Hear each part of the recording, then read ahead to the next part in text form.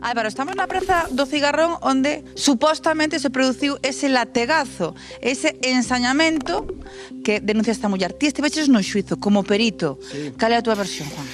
É un latigazo, fálase de un solo latigazo. Un latigazo non é un ensañamento. Eso facémolo cando vamos pasando e correndo, pois unha persona que está estorbando, dáselle un pequeno latigazo nas pernas e morreu o conto. Pero un ensañamento, non, un ensañamento eu poñome de frente á persoa que quero zurrarlle e zurro. Non dou un latigazo. Ali falouse de un solo latigazo. Mala sorte que se lle enroscou no muslo.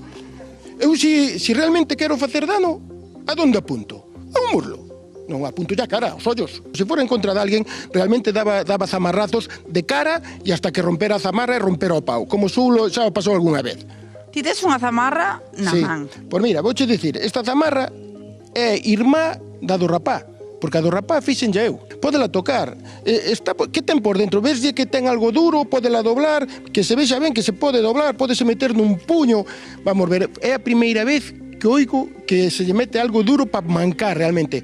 E creo que se esas personas teñen esa zamarra, creo que deben denunciar ao propietario desa zamarra, porque eso sí, eso é ir facer dano.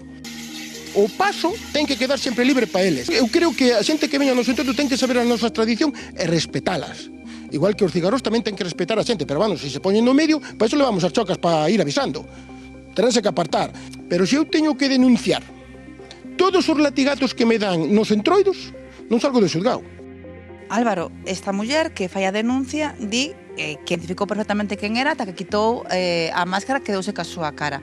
É difícil identificar. Realmente é moi complicado. Por qué? Porque se repiten os dibuixos e como experto digo que é moi difícil.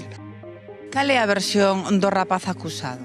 Vamos ver, nós damos E non lembra a esta muller. Claro, non a lembra. Por qué? Porque, primeiro, temos unha visión moi corta. Non vemos de lado. Temos unha visión moi reducida.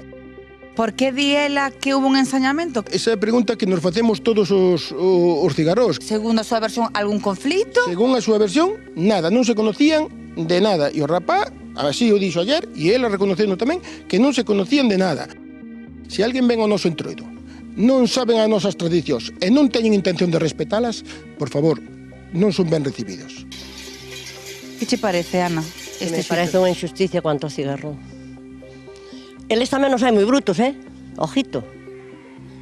Pero eles son os reis do carnaval, son os que mandan en todo. A xente tamén non é que respete moito o cigarrón, métese no medio, non deixa correr por o seu sitio. Se me permites, Juan, vou a colocarme a ver a máscara para saber un pouquiño. Non, a verdade é que moito non se ve, Hai unhas normas que ten que seguir o cigarrón?